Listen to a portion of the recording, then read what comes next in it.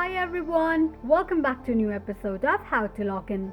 Today in this video, I'm going to show you how you can change your language on WeChat.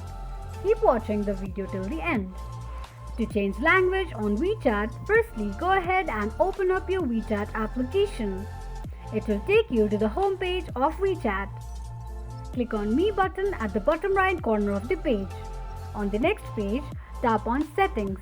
You will end up on the settings page of WeChat's account. Tap on General option. Now to change language on WeChat, all you need to do is click on Language. Choose the language you'd like to change to and tap on it. After you're done choosing your language, click on Save. This is how you can change language on WeChat quickly and easily just in few steps. If you have any thoughts or queries, let us know in the comment section. Don't forget to subscribe to our channel. Also press the notification bell icon so that YouTube will notify you whenever we post a new video. I hope this video was helpful to you. Thank you so much for watching.